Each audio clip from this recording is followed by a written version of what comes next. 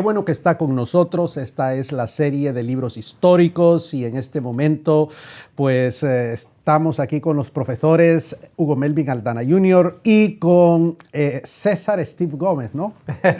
Sí. Para ser más Casi pensé que iba a decir Steve Jobs. Especialistas ambos en temas bíblicos. Extraordinario. Entramos a la lección número 3 y hoy vamos a considerar en esta primera parte del segmento una de las joyas literarias del Antiguo Testamento, como es el libro de Ruth.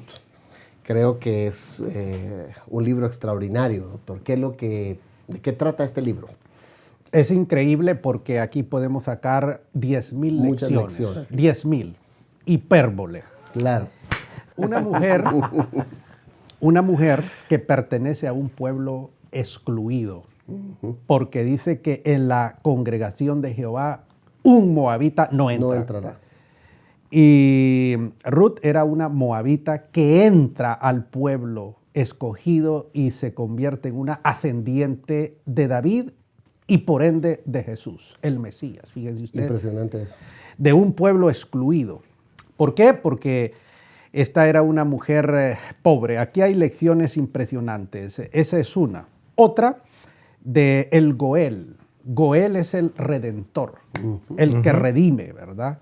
Y entonces ahí tenemos el hombre, este personaje de Boz. Es el que puede redimirte, ¿verdad? Había un pariente cercano que rechazó, pero el pariente cercano que aceptó es Boz, ¿verdad? Ruth se casó con vos. Al final sí. Bueno, sí. Entonces el pariente cercano que redime a una mujer excluida. Entonces ahí hay mensajes espectaculares, etcétera. La historia es de una familia que se traslada del pueblo de Israel por hambre a Moab.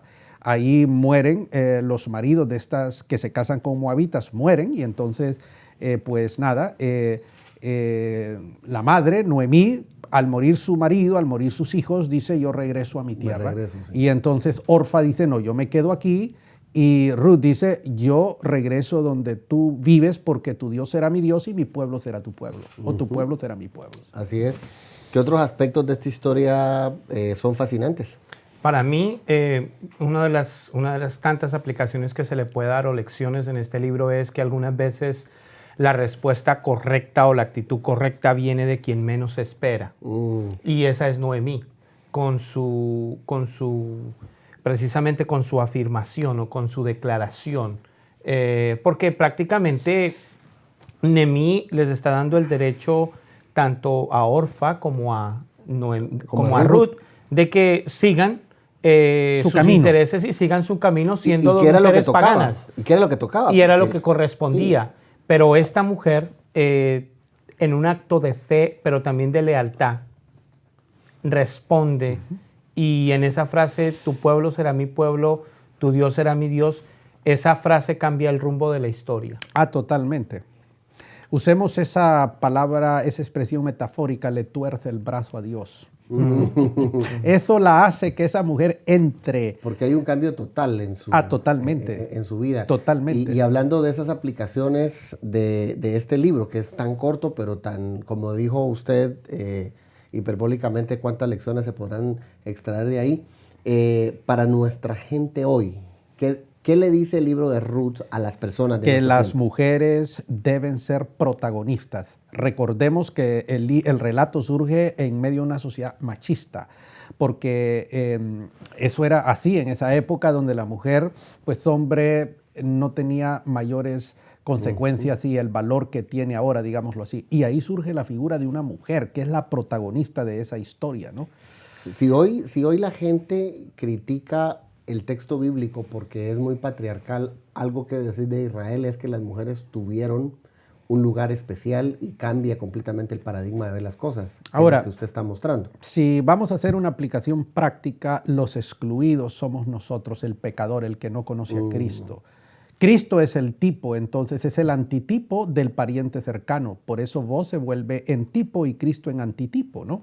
Entonces Él es el que nos puede redimir el pariente cercano, ¿no? Es el redentor. Y entonces ahí hay una conexión. También otro de los elementos del libro es el Mesed. El Mesed es la misericordia. Y entonces ahí vemos la misericordia de Ruth, vemos la misericordia de Dios y cómo y también vemos el interés de Booz por redimir a una moabita. ¿Ah? Y también otra de las cosas, aparte de todo este tipo de situaciones, vemos la ley del levirato, ¿verdad? La ley del levirato es que si se muere el marido, entonces la persona que sigue, exactamente el pariente más cercano, debe casarse con la persona, ¿no? Era una ley que está en la Torá, ¿no? Exactamente, estaba establecida. Estaba establecido, sí, claro. Si de esas lecciones vamos a hablar, el hecho de que vemos después a Ruth formando parte de la genealogía de Jesús, sí, viniendo de afuera, ¿qué decir de esa inclusión tan extraordinaria?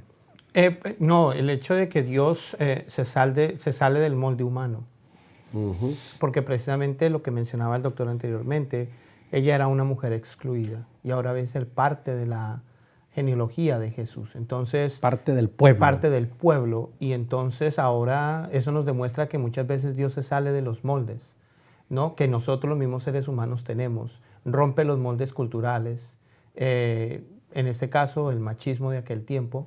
Y también el hecho de que en su misericordia, Dios elige a quien quiere, hace las cosas como Él quiere y cuando Él quiere. Y cambia las mismas leyes que Él establece, ¿no? Porque sí entró a la congregación de los santos. Con tal de lograr su propósito. Eso es lo interesante, por causa de la genealogía del Mesías, ¿no? Me gusta que al final de nuestro material, hablando del libro de Ruth, habla de los temas en el libro. Hay quienes lo consideran como un cuento popular que exalta el espíritu del clan y de la familia. Hay varias teorías sobre eso, ¿verdad? Otros toman más en cuenta el contenido alrededor de la observancia de la ley y del rescate y levirato, que ya se mencionó. Y un tercer grupo se enfoca hacia los temas teológicos como el descanso, la providencia de Dios, los problemas del sufrimiento, el pago de la retribución.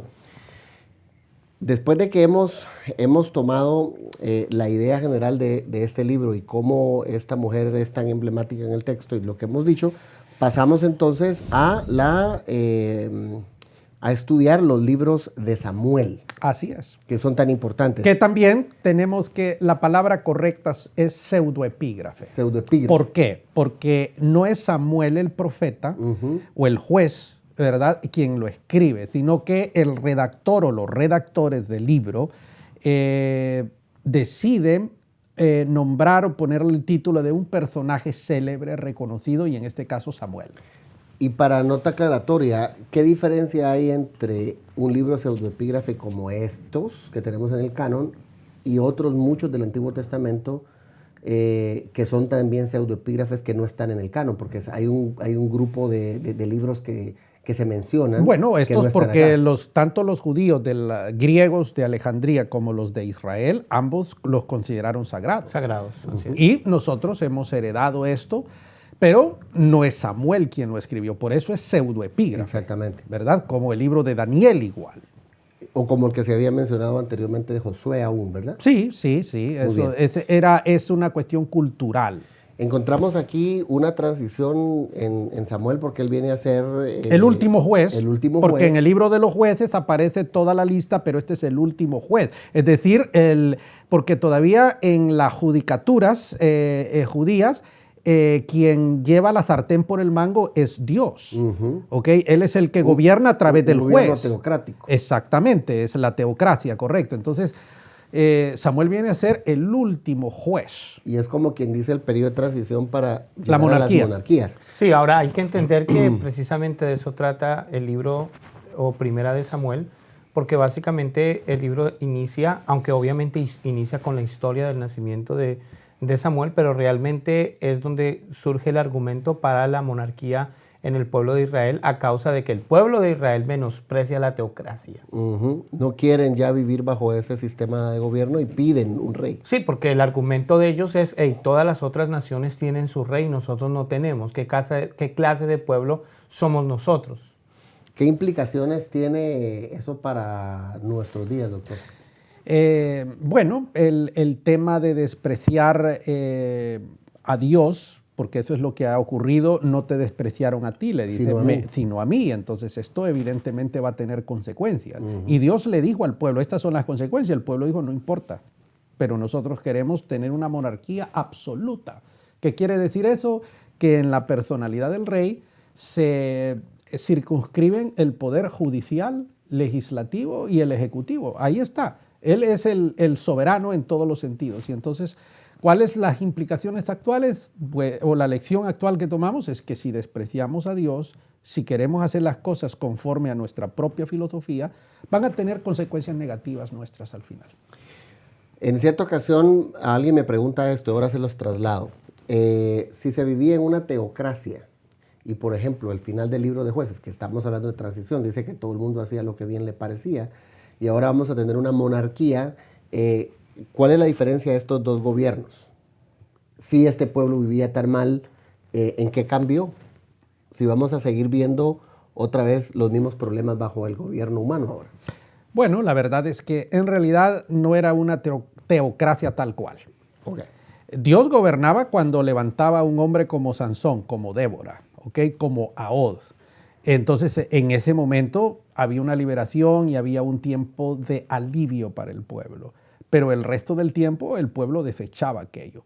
Aquí, entonces, Dios también tiene una intervención porque el monarca es escogido por Dios. Dios escoge a Saúl. A Dios. Exacto. Exactamente. Y Dios escoge a Saúl, Dios escoge a David.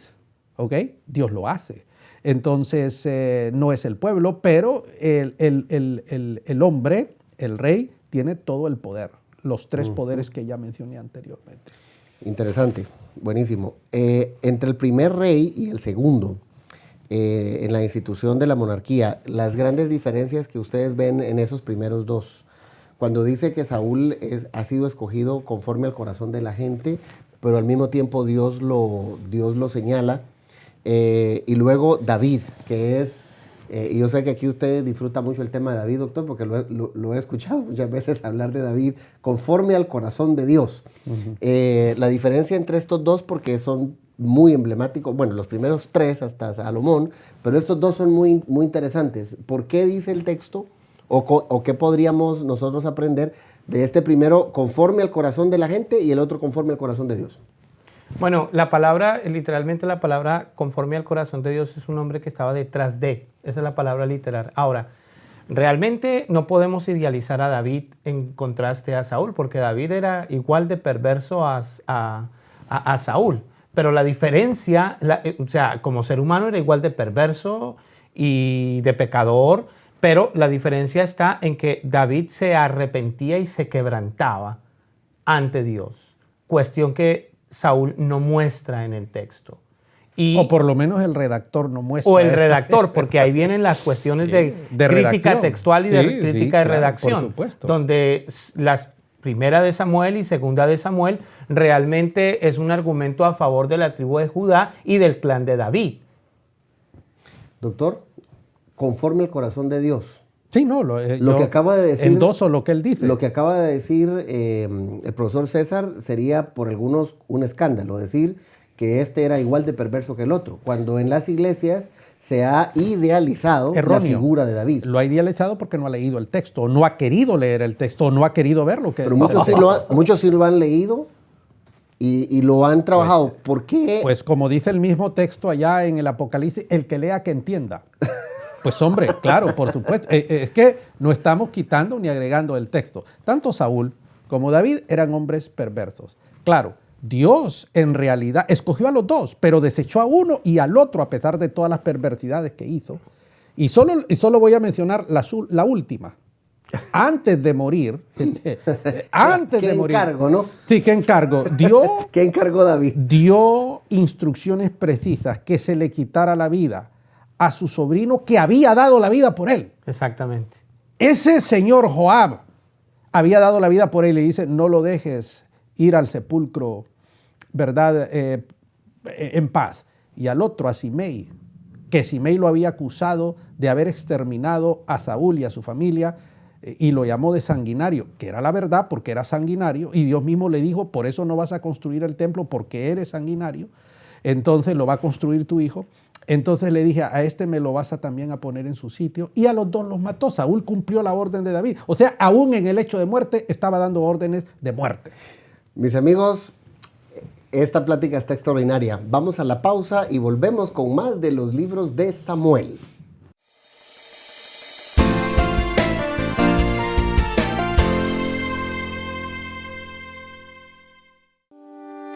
Liderazgo Empresarial es el nuevo diplomado de Universidad para Líderes, diseñado para emprendedores, hombres y mujeres que cambian paradigmas, que miran al futuro, líderes con una nueva mentalidad, con estrategia, que trabajan en equipo. Si tú eres esa persona, debes inscribirte ya en el Diplomado en Liderazgo Empresarial, el diplomado que potenciará tu vocación. Para más información, escríbenos a información@universidadparalíderes.com o llámanos al 904-415-3464.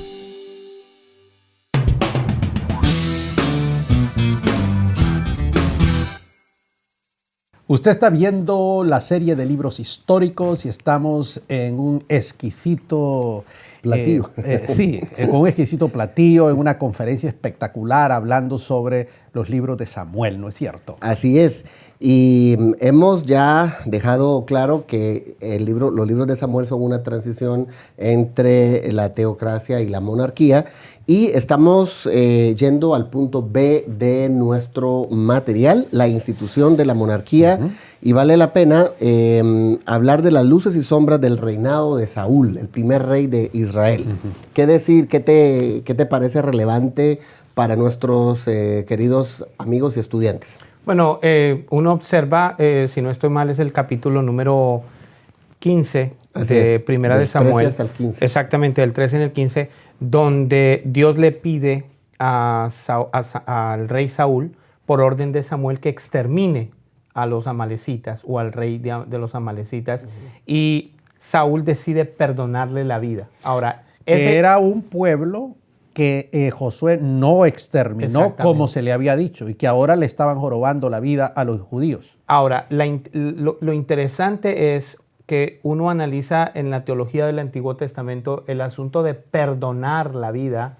Eso le correspondía solamente a Dios. Y Saúl asume un papel que no le correspondía, que no le toca, después de que en los capítulos anteriores también él había usurpado y había ofrecido sacrificios, lo cual él no tenía el poder para hacerlo por el temor al pueblo. O sea, usurpó varias funciones. Varias funciones que no le correspondían. Eso es no se sujetaba a Dios. La de Dios y la de Samuel también. Exactamente. Ahora, aquí Samuel le dice a Saúl, no solamente que Dios lo desecha, pero le dice algo interesante, como pecado de idolatría y de hechicería es la desobediencia y la obstinación. Ahora, al final, antes de Saúl morir, en su última batalla, antes de morir, lo interesante es que él termina su vida consultando una divina. Una pitonisa. Una pitonisa. Aplicaciones para la vida práctica. Entonces, todas aquellas personas que usurpan las funciones que a Dios les corresponde actualmente son desechadas. Sí, porque... ¿Y qué pasa cuando una persona empieza a acusar y a condenar a las personas? ¿No es esa una función esa que es una usurpación? Exacto, que solo le corresponde a Dios. Exactamente, el juzgar, el señalar a otro y condenar a alguien. Y condenar a alguien. O perdonar a alguien. Está usurpando el lugar que solamente le corresponde a Dios. Exactamente. Como dicen entonces, en un país sudamericano, que cese la usurpación. Bueno. Ahora, lo interesante es que, de cierta manera, a pesar de la conducta de David, uno observa que David tenía... voy a volver al contraste. David era una persona que en el corazón deseaba agradar a Dios. No usurpaba. No usurparlo y cumplir la agenda de Dios. Pero uno observa a Saúl haciendo todo lo contrario. En el momento en que le dice a Saúl, ok, ni modo, ya fui desechado, pero delante del pueblo que la gente no se dé cuenta. Y agarra a Saúl y se le rompe la bata. Y Saúl le dice, así mismo tu reino hoy ha sido... Y es impresionante cómo Dios elige a los dos. Tienen la unción del mismo Samuel. Los dos son reyes, pero terminan con su destino es diferente por la actitud del corazón de los dos. Así es. Entonces, y claro, hay que entender, hay un segundo principio en base a la pregunta que hizo el doctor anteriormente. El liderazgo es un medio para nosotros servir a Dios. Y el poder que se nos da es para el beneficio primeramente de los intereses del reino de Dios y no personales. Que desafortunadamente, bueno, la sociedad nos hace ver que hay dirigentes que utilizan el poder y su posición para beneficiarse a sí mismo. Y en el liderazgo cristiano, obviamente, ningún ministro, ninguna iglesia, ningún ministerio va a tener éxito en el momento en que usurpe el lugar que le corresponde a Dios. Y eso está causando grandes males en la iglesia en nuestro tiempo por el hecho de que algunos quieren tomar ese papel, tanto el de Dios como servirse también de la gente. Sí. Exactamente. Aquí en la letra C habla de David como rey. Es ungido, que ungido, la palabra ungir quiere decir es nombrado. Nombrado. No hay que confundirse aquí, es nombrado. El hombre es posicionado mediante el acto cuando asesina o le quita la vida a Goliat. Ahí es cuando el pueblo conoce a David. Antes estaba en el anonimato. Ahí apareció en el radar. Aparece en el radar, provoca los celos de Saúl, comienza la persecución, él se da cuenta que eres el sucesor y evidentemente Dios dice su juicio final y Saúl muere en una guerra contra los filisteos. Así es. Es un final triste, ¿no? Ya al llegar al punto D, hablamos de los comienzos del reinado de David, desde que es proclamado rey, y luego los acontecimientos relacionados con la proclama del reinado de David y demás. Esto va desde el capítulo 1 hasta el 8, ya llegando al segundo libro. Es importante señalar que Saúl pertenecía a la tribu de Benjamín y entonces aquí Dios traslada el poder de una tribu a otra tribu y eso tiene consecuencias. Cuando David comienza su reinado, él reinó no con todo el pueblo de Israel. Él gobernó primero a la tribu de Judá y estuvo alrededor de 7 años gobernando solamente a estas tribus. Después de 7 años es que hubo exactamente. Dura 7 años, si no estoy mal, reinando en Hebrón. Sí, sí. Ahí, y le toma 7 años para que todo el pueblo de Israel lo reconociera y entonces su reinado siguiera. Lo traslada a Jerusalén. Y sus conquistas hacen también que en territorio se pueda ampliar el territorio. Y entonces hay un gran debate en la actualidad si Jerusalén es la capital del Estado de Israel. Exacto. Para mí no hay debate. David vino y fundó la capital ahí, punto, se acabó. Y esa es una decisión de Dios. Es la capital eterna. Esa es la capital eterna. Punto. Para ir cerrando esta parte del programa, creo que hablar de David sin decir lo que ocurrió con Betsabé, como que le hace falta algo al programa. ¿Qué podemos Pero, sacar de un hombre? pero eso es lo mínimo que hizo el hombre, el pecado más pequeño. Pero es el que más hizo. nombrado. Eso sí. Es el más nombrado. Pero hablemos, esa historia lo conoce, pero ese de los amalecitas, por ejemplo, no, de los gabonitas. Gabonitas. Ostras, eso está feo, ¿eh? Eso está feo, porque pasa una situación en el pueblo de Israel y entonces, ¿qué ocurre? Dice, no, es que esto de la única forma de resarcir esta situación es que exterminemos a los últimos que quedan de la casa de Saúl. Aquí están, le dijo David. Y mataron a todos los demás. Pero los gabonitas eran impíos. Entonces la bendición de Dios no estaba sobre el pueblo de Israel por una cuestión de un pueblo pagano. Entonces ahí hay un montón de bemoles, ¿verdad? Y entonces David, ni corto ni perezoso, le dijo a los gabonitas, aquí están estos familiares de Saúl, mátalos a todos. Y los mataron. Si no estoy mal, fueron 70. Sí, sí, no me falla la memoria. Sí, entonces eso es con los gabonitas. Por eso lo de Betsabé es un adulterio. Vaya, está bien, mató a un señor, pero es que aquí mató a un montón de personas, pero es que se los entregó a los paganos, hombre. Eso no se hace. Fue una traición a la patria. No, pero es que y hacernos creer a nosotros que Dios no bendecía a su pueblo por unos impíos, por unos perversos. Ahí hay cuestiones que no funcionan. Eso es monstruoso lo de David. Lo de Betsabé es lo más pequeño. Ya, yo no lo miro por el lado del adulterio que comete con Betsabé, sino la muerte de Urías. Hasta dónde un ser humano tiene la capacidad aún de convertirse en un asesino intelectual de otra persona por salir limpio o en caballo blanco. Lecciones prácticas sobre ese tema. Vamos a esconder siempre el pecado. Todos nosotros vamos a esconder. Es nuestra tendencia. No. Sí. Pero también hay seres humanos, y yo le llamé a esto el complejo de Natán. hay mucha gente con el complejo de Natán. Tú eres esa persona, por favor, ¿verdad? Ese es un complejo. Hay que... Si Dios no lo envía, que no se meta. Sí, pero... Aún así, ¿cómo, verdad? Sí, pero en esta época yo no puedo venirte a decir, tú tal cosa. ¿Quién soy yo para decirte eso? Como alguien decía, o hacer señalamiento. que cuando uno señala, uno eso se es está una señalando. usurpación, ¿verdad? Es una usurpación. El complejo de Natán, ¿verdad? El complejo de Natán, estamos señalando, condenando a las personas. Tú eres esa persona. Eso es un asunto que no debería pasar, pero sigue pasando, doctor. Hombre, Sigue pasando. hombre. Que es parte del asunto, ¿no? Al llegar al final de este libro, vamos a encontrar con unos apéndices del capítulo 21 al capítulo 25. Nuestro material dice que después de algunos acontecimientos menores, como la venganza de los gabaonitas, a quienes Saúl había matado, David les dio la oportunidad de vengarse, que es lo que usted estaba señalando.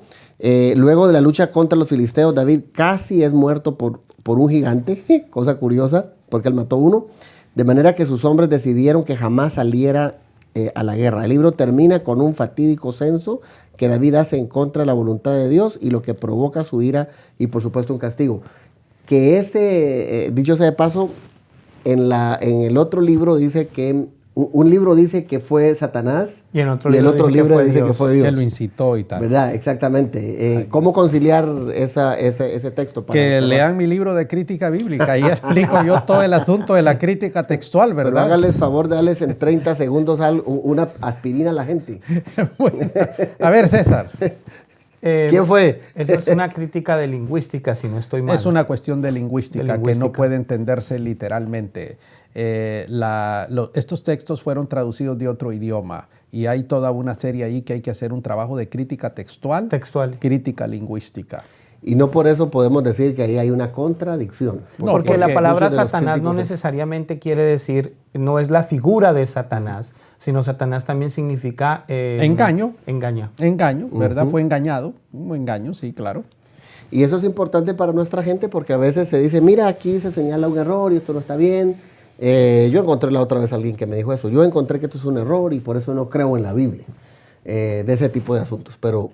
Ahora, lo interesante es, en medio de esa situación tan penosa, el análisis que David hizo acerca de la actitud del ser humano, cuando Dios le da a elegir de qué manera podía juzgarlo. Una peste o un castigo divino que lo entrega a sus enemigos, si no estoy mal, y David dice, no, mejor un juicio porque Dios es misericordioso, pero el ser humano no. Ya, ese es un buen punto. Dios perdona, pero la iglesia no necesariamente. Bueno, se nos acabó el tiempo. Terminamos con esta serie de los libros históricos y siga con nosotros. Y recuerde, si usted quiere estudiar y aprender muchísimo, vaya a www.universidadparalíderes.com. Los esperamos. Bendiciones.